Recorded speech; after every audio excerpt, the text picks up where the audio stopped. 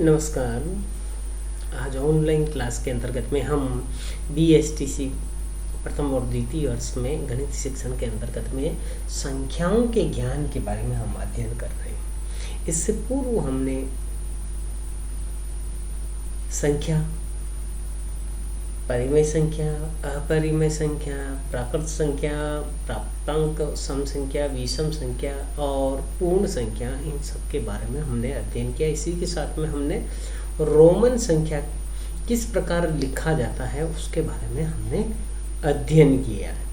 उसी क्रम में आगे बढ़ते हुए स्थानीय मान के बारे में हम जानेंगे। पहले स्थानीय मान जानने से पहले हमें अंकों के मान के बारे में जानना जरूरी है। अंक किसे कहते हैं? तो अंक गणित में सभी संख्याएं 10 संकेतों के रूप में, जैसे 0, 1, 2, 3, 4, 5, 6, 7, 8 और 9 द्वारा दर्शाई जाती है। इन्हें हम अंक कहते हैं। ठीक है ना। अंक गणित में सभी संख्याएं 10 संकेतकों के रूप में 0, 1, 2, 3, 4, 5, 6, 7, 8 और 9 द्वारा दर्शाई जाती है। इन्हें हम अंक कहते हैं। अंकों के मान दो प्रकार के होते हैं। एक होता है वास्तविक या शुद्ध मान और दूसरा होता है स्थानीय मान। पहला है वास्तविक और शुद्ध मान। उसको कहते हैं किसी अंक का वह मान जो उस स्थान विशेष की स्थिति के अनुसार बदलता रहता है, अतः उसे स्थानीय मान कहते हैं। ठीक है। लेकिन हम वास्तविक के बारे में पढ़ रहे हैं, तो इस के अंतर्गत क्या होता है? किसी अंक का वह मान जो कभी नहीं बदलता है उसे वास्तविक या शुद्ध मान कहते हैं। जैसे मैंने लिखा है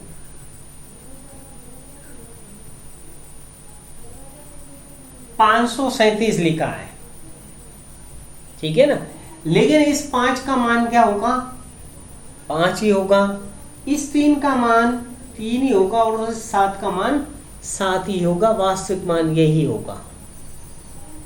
ठीक है ना। और 3 का वास्तविक मान 3, 7 का वास्तविक मान 7 और 5 का वास्तविक मान 5 रहेगा। इनमें कोई चेंज नहीं होता है और ये चेंज नहीं होता है वही क्या कहलाता है? वास्तविक मान कहलाता है। तो ये तो था वास्तविक मान के बारे में। अब हम दूसरा है हमारा स्थानीय मान।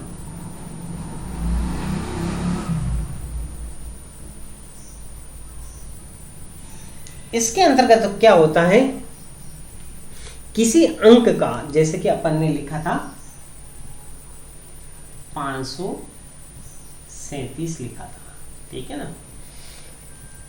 किसी अंक का वह मान जो उसके स्थान विशेष की स्थिति के अनुसार बदलता रहता है उसे स्थानीय मान कहते हैं। अब देखिए, ये इकाई की जगह है, ये दहाई की जगह है और ये सैकड़ा। ठीक है ना। अब देखिए 5 क्या है? सैकड़ा है। 3 दहाई है और 7 क्या है? इकाई है। ठीक है ना। तो अब इसको दर्शाने के लिए सबसे पहले 5 का स्थानीय मान, 5 सैकड़ा कितना हो गया है? 5 सैकड़ा हो गया। यानी इसके आगे कितनी संख्या है? 2 संख्या है। तो क्या हो गया? इसका स्थानीय मान 500 हो गया। फिर 3 का स्थानीय मान,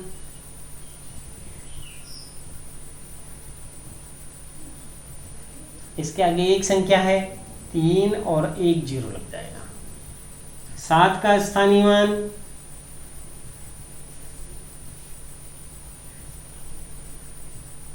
बराबर 7। इन सबको जोड़ेंगे 7 3 5, 537 हो गया है।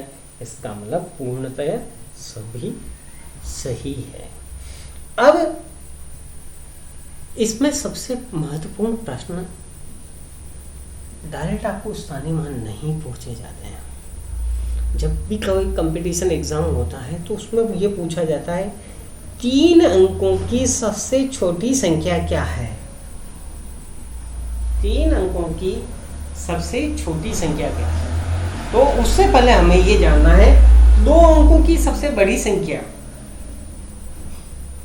2 अंकों की सबसे बड़ी संख्या, अब ये मैं उठा, ठीक है। 2 अंक से पहले हम 1 अंक पे चलते हैं। 1 अंक की सबसे बड़ी संख्या बराबर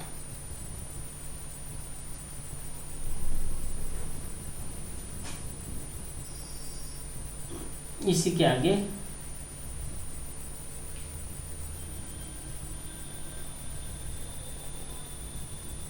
सबसे छोटी संख्या भी हम साथ साथ में पढ़ते जाएंगे।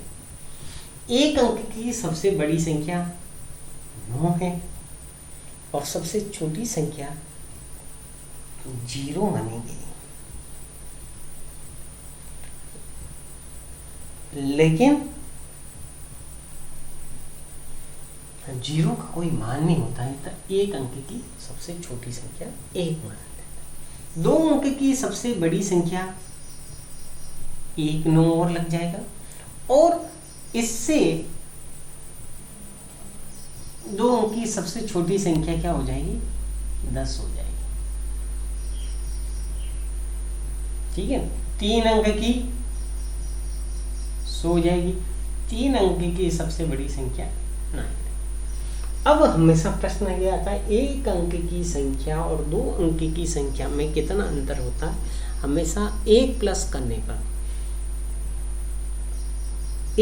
करने पर आगे वाली संख्या आ जाती है छोटी संख्या, यानी बड़ी संख्या में 1 प्लस कर दिया जाए तो आगे की छोटी संख्या, आगे के अंकों वाली सबसे छोटी संख्या हमें प्राप्त हो जाती है और बड़ी सबसे छोटी संख्या में से 1 घटाने पर उसके पूर्व वाली बड़ी संख्या हमें प्राप्त हो जाती है। जैसे कि 3 अंकों की सबसे छोटी संख्या है 100, उसमें से 1 माइनस किया तो हमें क्या हो गया 2 अंकों की सबसे बड़ी संख्या प्राप्त हो गई, यानी 99 प्राप्त हो गई।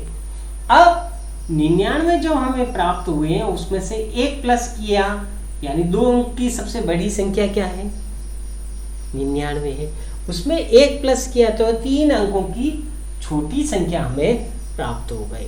तो ये है स्थानीय मान, इसमें सबसे अधिक यही पूछा जाता है। इसके अलावा जैसे 9999 में 1 जोड़ने पर कितना हो जाता है, इनमें अब इनको जैसे कि अभी अपन ने 537 लिखा था, तो अब इसी को देख लो 999, 900 प्लस 90 प्लस 9, ये इनके स्थानीय मान के रूप में आते हैं। तो इनको हम इस प्रकार लिख सकते हैं। तो आज हमारा यह टॉपिक यहीं समाप्त होता है, स्थानीय मान, ठीक है ना।